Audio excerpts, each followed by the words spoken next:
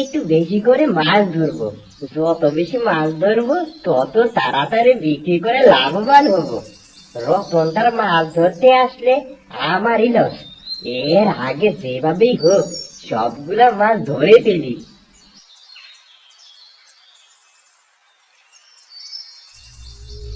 ওরে, কে যেন আসছে, নিশ্চয়ই এই পুকুরের মালিক। আমি যে এদের পুকুরের মাছ খেয়ে ফেলেছি একে একে, এবার কি হবে? যাই, লুকাই গিয়ে এখানে বসে বসে দেখবো কি করে ওই বেটা।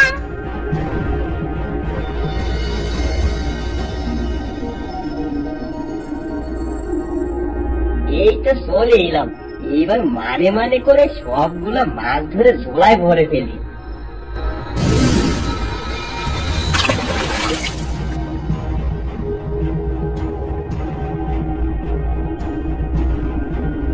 ইস, কত মাছ ধরেছে এই মতিনটা! এতগুলো মাছ আমার পেটে যাবে না তা কি করে হয়?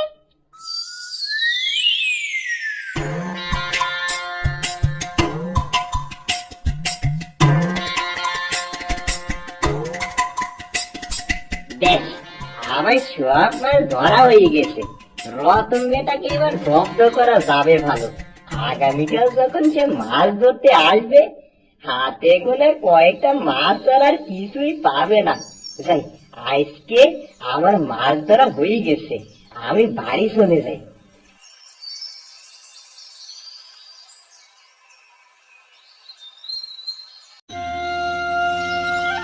নাই, আজকে কিন্তু সবগুলো মাছ ধরতে হবে দুজনকে, বুঝলি? বলতে গেলে তাই সবগুলো মাছই ধরতে হইবে। কিন্তু যে মাছগুলো এখনো ছোট আছে সেগুলোও কি ধরবো?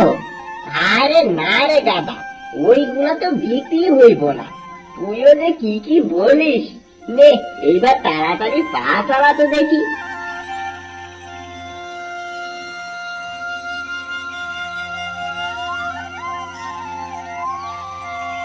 নে নে, এবার কাজে লেগে পড়।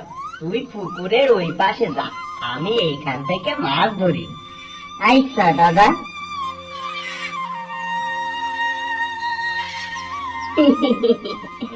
এবার রতনটার ওইদিকে কোনো মাছই পাওয়া যাইব না। কালকেই তো আমি সব মাছ ধরে ফেলেছি। বাস, আমার গুলা ভরে গেছে। এবার ওই রতনটারে ডেকে হেনস্থা করা যাক।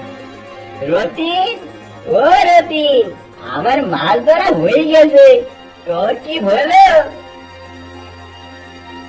এইটা একটা মাছও তো ধরতে পারলাম না। এখন আমি মতিন দাদাকে কি জবাব দিব? দাদা নিশ্চয়ই আমাকে মাথা মোটা মনে করবে। আরে কি এত ভাবছিস? মাছ ধরা হয়ে গেলে এদিকে আয়, দুজনে দেখি কতগুলো মাছ হইল। ইস, দাদাটাও কেমন ডাকাডাকি করতেছে। থাক, আর 7-5 চিন্তা না করে এখন ওদিকেই চলে যাই।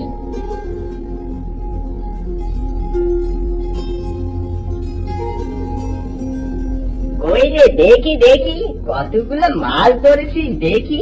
এবার দুইজন মিলে তাহলে ভালোই কামাই হবে, বল? না না না, মানে ইয়ে দাদা। আরে কিও তো মানে মানে করছিস, দেখি ঝুড়ি দেখা তো। সে কি রে, একটা মাছও দেখি ধরতে পারিসনি। আরে আহাম্মক, জীবনে করবি না কি তুই?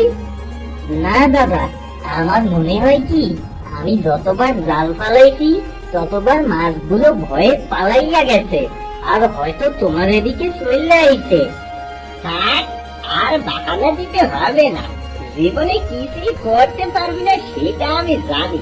এই দাদার কষ্টের কামাইয়ের টাকাই তোকে চলতে হবে, বুঝতে পেরেছি। সেজন্যই তো বলি, এত মাছ এলে কোথা থেকে? সবগুলো মাছই মনে হয় আমি ধরে ফেলেছি। আচ্ছা দাদা, তুমি রাগ কইরো না, তুমি দেখাও না তুমি কতগুলো মাছ ধরছো। তুই যেহেতু একটা মাছই ধরতে পারিস নাই, তার মানে আমি এতক্ষণে সব মাছ ধরে ফেলেছি। এই দেখ আমার ঝুড়ি। এ কি কাণ্ড, পুরো মাসে টইটুম্বুর ঝুড়ি কিভাবে এমন অর্ধেক হয়ে গেল? আমার মনে হয় কি, পুকুরে মনে হয় এই কয়টা মাছই ছিল। তুমি হয়তো ভাবছো তুমি পুরো ঝুড়ি বইরা ফেলাইছো। তোর ঝুড়ি আমি খালি করে দিয়েছি। বেটা বদমাইশ, নিজের ভাইয়ের সাথে বাটপারি করিস। এটাই হলো তোর শাস্তি। কে কথা বলে? সামনে আসো, সামনে আসো বলছি। আমি রে আমি, তোদের এই পুকুরের বেশিরভাগ মাছই আমিই খেয়েছিলাম। আমি কি দেখছি? দেখি সাতটা পেয়েছি।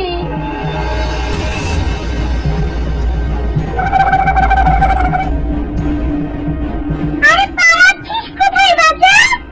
দাঁড়া দাঁড়া, এখন তো তোর বিচার করবো আমি।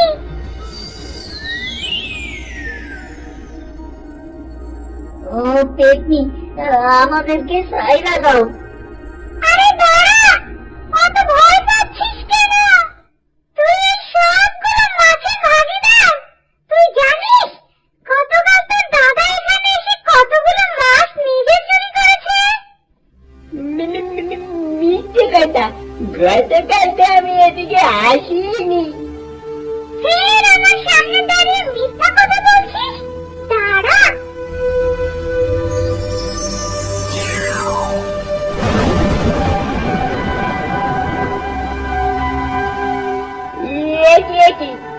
এগুলো তো সব আমি গতকাল। কি বাছা, গতকালকে কথা বলতে গিয়ে আবার থেমে যাচ্ছ কেন? গতকাল বাড়িতে গিয়ে সবগুলো মাছ ঠিকঠাক পেয়েছিলে? দাদা, দাদা তুমি আমার সাথে এমন বিশ্বাসঘাতকতা করলা? এই পুকুর তো বাবা আমাদের দুইজনেরই দিয়া গেছিল। তুমি না হয় আমার মুখের উপর আমার একটু বঞ্চিত কইরা দিতা, তবুও তুমি এমন চুরি কেন করলা? আমার ভুল হয়ে গেছে রে ভাই, আমি বুঝতে পারিনি, বড্ড ভুল করে ফেলেছি। লুবে পরে আমি আমার নিজের সম্পত্তি থেকে চুরি করেছি। তোদের এই পুকুরের মাছ আমিই চুরি করে খেতাম, অথচ চোখের সামনে নিজের পুকুর থেকে মাছ চুরি করার উদাহরণ আমার বাপের জন্মে আমি প্রথম দেখলাম। তোমাকে যে আমি কি বইলা ধন্যবাদ দিব গো পেটনি? কি, আমাদের এত কষ্ট করে চাষ করা মাছগুলো কিনা আমরা তোমাকে দিয়ে দিব? মামার বাড়ির আবদার পেয়েছো নাকি? না দাদা, এই পেটনি এই মাছ থেকে ভাত পাবে। সে যদি আজ না বলতো তাহলে তো আমি কোনোদিনই নিজের ভাই চুরির কথা জানতে পারতাম না। এই নাও পেটনি, তোমার জন্য এইটা আমার পক্ষ থেকে সামান্য উপহার। অনেক অনেক ধন্যবাদ তোমাদের। তোমরা দেখো, তোমাদের এই পুকুরে আরো অনেক মাছ হবে। তোমরা ব্যবসায়ও সফল হবে। তোমাকেও ধন্যবাদ পেটনি। এরপর থেকে কখনোই কারো খাবার চুরি কইরা খাবা না। যখনই আমরা মাছ ধরবো তোমাকে এখান থেকে 2টা হইলেও মাছ দিব। সে ঠিক আছে।